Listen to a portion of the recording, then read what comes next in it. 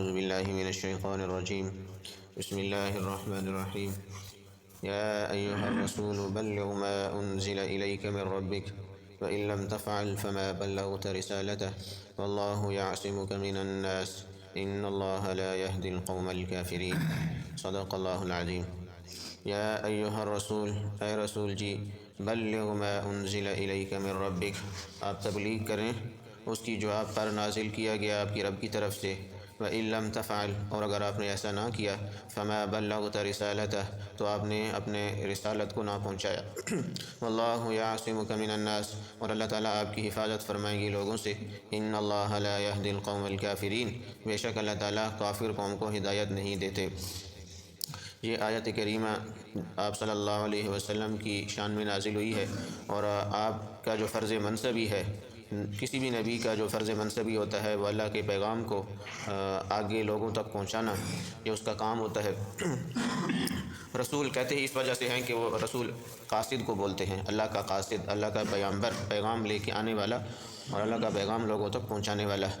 تو یہاں حضرت صلی اللہ علیہ وسلم کو آپ کا فرض منصبی بتایا جا رہا ہے، اور یہ بھی ساتھ کہا جا رہا ہے کہ اگر آپ نے جو کچھ اللہ تعالیٰ نے آپ پر نازل کیا اس میں ذرا برابر بھی کمی کی، نہ پہنچایا، کہ دین کا، شریعت کا کوئی ایک حکم بھی آپ نے اگر نہ پہنچایا، تو گویا کہ آپ نے اپنا فرض منصبی ادا نہیں کیا.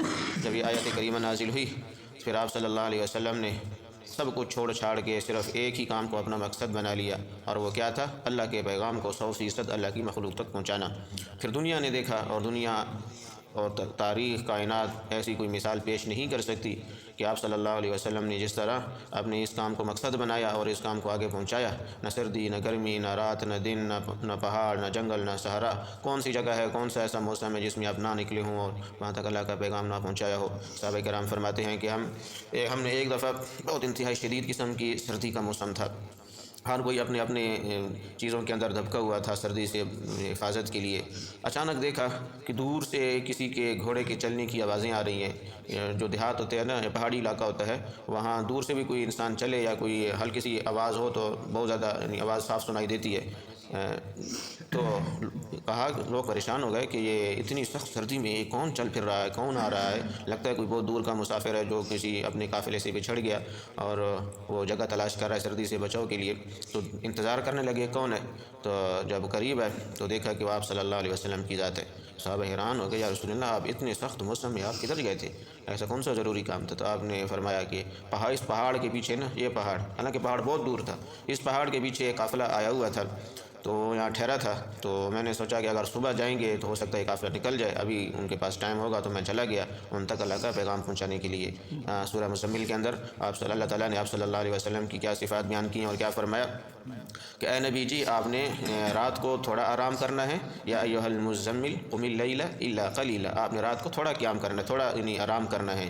تو اور پھر کام کیا ہے آپ کا؟ رات کو اللہ سے لوگوں کے لیے، مخلوق کے لیے مانگنا ہدایت، اور دن میں لوگ مخلوق کے اندر پھرنا، سمندر کی طرح پھرنا. جس طرح سمندر میں انسان تیرتا ہے نا، اس طرح آپ نے تیرنا ہے. تیرنے کے بارے میں کہا گیا ہے، کیونکہ جو بھی اگر خشکی میں انسان چل رہا ہو نا، سفر کر رہا ہو، تو جب بھی انسان کو تھوڑی سی تھکاوٹ ہو تو وہ آرام کر سکتا ہے، تھوڑا سکون کر سکتا ہے. لیکن سمندر میں یہ چیز نہیں ہے.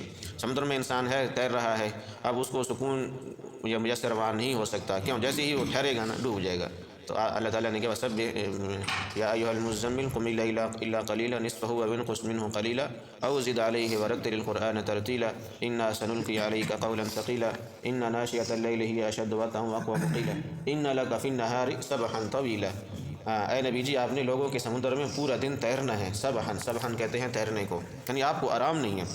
اور پھر آپ صلی اللہ علیہ وسلم کے جو ماننے والے ہیں ان کا بھی یہی کام ہے، کیونکہ آپ صلی اللہ علیہ وسلم نے خود کہا کہ اے لوگوں، کیا میں نے اللہ کا پیغام آپ تک پہنچا دیا حجۃ الوداع کے موقع پر؟ تو لوگوں نے کہا کہ یا رسول اللہ، صرف پہنچایا نہیں، جس طرح پہنچانے کا حق تھا نا وہ آپ نے ادا کر دیا. آپ نے نہ گرمی دیکھی، نہ سردی دیکھی، نہ گھر دیکھا، نہ بھوک دیکھی، نہ پیاس دیکھی، کچھ بھی نہیں دیکھا. آپ نے اللہ کا پیغام جیسے پہنچانا چاہیے تھا اس طرح پہنچایا ہے. پھر آپ نے اپنی انگلی مبارک آسمان کی طرف کی اور کہا کہ اے لوگوں، گواہ ہو جانا، اے اللہ گواہ ہو جانا، میں نے تیرا پیغام لوگوں تک پہنچا دیا. پھر ہر ایک سے مخاطب ہو کے فرمایا کہ آگے اب اس پیغام کو پہنچانا تمہاری ذمہ داری ہے، کیونکہ میں تو جا رہا ہوں دنیا سے. حجۃ الوداع آخری، اس کے بعد کچھ عرصے بعد آپ دنیا سے رخصت ہو گئے. تو کہا کہ جتنے بھی حاضرین ہیں غائبین تک پہنچانا ان کی ذمہ داری ہے۔ تو غائبین کون تھے اس وقت جو وہاں موجود نہیں تھے؟ وہ بھی غائبین تھے، اور جو قیامت تک آنے والے ہیں وہ بھی غائبین ہیں۔ پھر صحابہ کرام نے بھی ایسی مثال پیش کی اللہ کا پیغام پہنچانے کی، گھروں سے نکلے اور 2-2 3-3 سال تک گھر واپس نہ آئے، سب کو چھوڑ چھاڑ کے نکل گئے، کہاں مکہ و مدینہ میں پیدا ہونے والے اور کہاں افریقہ اور الجزائر اور چائن میں، پاکستان میں، کہاں دنیا کا کون سا ایسا خطہ ہے جہاں ان کی قبریں نہ بنی ہوں۔ تو یہ ان کی قربانیوں کی بدولت آج ہم تک یہ قرآن مجید موجود محفوظ حالت میں آیا ہے، اور آپ صلی اللہ علیہ وسلم کے تمام فرامین اور پورا دین صاف ستھرا ہو کے ہم تک پہنچا ہے، یہ ان کی قربانیاں ہیں۔ اب اس امت کی بھی ہماری بھی یہ ذمہ داری ہے، یہ نہیں ہے کہ ابھی ہمیں پکا بقایا حلوہ مل گیا ہے تو ہم صرف کھاتے رہیں۔ جہاں تک دنیا کے اندر اس وقت کفر بہت زیادہ ہے، اسلام بہت تھوڑا ہے، کفر بہت زیادہ ہے، لوگ ہزاروں کی تعداد میں لوگانہ کفر پہ مر رہے ہیں اور بغیر توبہ کے مر رہے ہیں۔ تو اگر ہم سے انہوں نے پوچھ لیا، صحابہ نے، تابعین نے، تبع تابعین نے، اولیاء اللہ نے، کہ ہم نے تو نہ بیوی دیکھی، نہ بچے دیکھے، نہ گھر بار دیکھا، نہ کاروبار دیکھا، سب کچھ چھوڑ چھاڑ کے صرف تمہاری خاطر اب نکل آئے۔ اب صحابہ کرام بلوچستان میں ان کی قبریں ہیں، پورا کا پورا ایک قافلہ شہید ہوا تھا، ان کا لشکر شہید ہوا تھا۔ وہ بولیں کہ ہم تو بلوچستان تک آ گئے تھے، نہ جہاز تھے، نہ کوئی سفری سہولیات تھی، نہ کھانا تھا، نہ پینا تھا، نہ سواریاں تھی، کچھ بھی نہیں تھا۔ اتنی سخت حالات کا مقابلہ کرتے ہوئے ہم تو تم تک سندھ تک، بلوچستان تک پہنچ گئے، اور تم اپنے علاقے میں نہ کام کر سکے۔ اپنے علاقے میں تم بغیر کلمے کے لوگ تم مر رہے تھے، بغیر توبہ کے مر رہے تھے، گانا گاتے ہوئے، گناہ کرتے ہوئے مر رہے تھے، اور تمہیں ذرا بھی فکر نہیں تھی۔ تو اس وقت ہم سب جواب تیار رکھیں، ہم کیا جواب دیں گے؟ تو 3 علماء کہتے ہیں کہ 3 وجہ سے انسان یعنی اس کام سے، دین کی محنت سے پیچھے ہٹتا ہے۔ ایک پہلی 3 وجہ سے، پہلی وجہ یہ ہے کہ انسان کو اس کی اہمیت ہی نہ ہو۔ اہمیت جب نہیں ہوتی ہے تو اس کام کو بس صرف ثواب کا سمجھتا ہے، بس کر لیا، ثواب نہ کیا تو کوئی مسئلہ نہیں ہے۔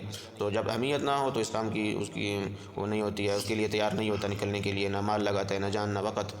پھر جو لگا رہے ہوتے ہیں ان کو بھی بیوقوف سمجھتے ہیں کہ یہ دنیا کہاں سے کہاں پہنچ گئی، اور یہ وہی نماز روزہ لے کے پھر رہے ہیں، بستر لے کے پھر رہے ہیں، پھر ان پہ بھی باتیں کرتے ہیں۔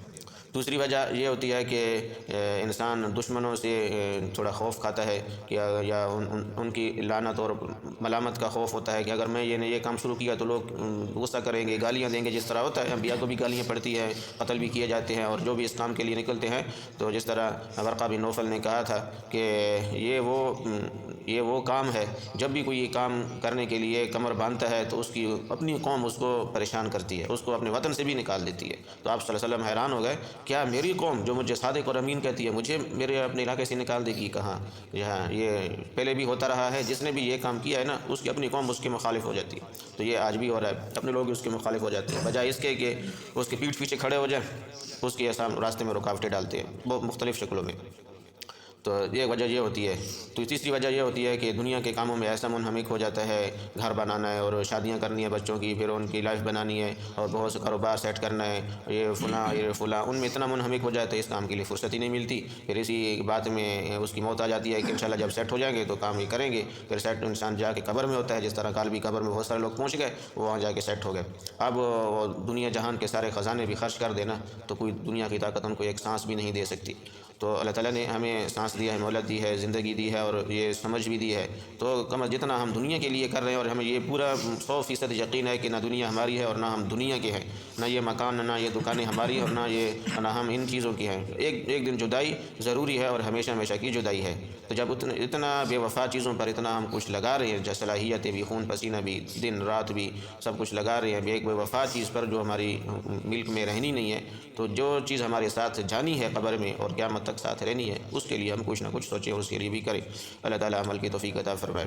یا ایھا الرسول، اے رسول جی، بلغ ما انزل الیک من ربک، آپ تبلیغ کریں جو کچھ آپ پر نازل کیا گیا آپ کے رب کی طرف سے۔ وان لم تفعل، اور اگر آپ نے ایسا کام نہ کیا، فما بلغت رسالتہ، تو آپ نے اپنی رسالت کا حق ادا نہ کیا۔ واللہ یعصمک من الناس، اور اللہ تعالیٰ ہی آپ کی حفاظت فرمائیں گے لوگوں سے۔ یعنی جو اس کام کے لیے انسان ارادہ کرتا ہے، اس کو مقصد بناتا ہے، تو لوگوں سے حفاظت، ان کے شرور سے، فتنوں سے، شرارتوں سے حفاظت اللہ تعالیٰ کی ذمہ داری ہے۔ پھر انسان اللہ کی حفاظت میں آ جاتا ہے، تو اپنی حفاظت ہمارے اس کام کے اندر ہے۔ ان اللہ لا یہدی القوم الکافرین، بے شک اللہ تعالیٰ کافر قوم کو ہدایت نہیں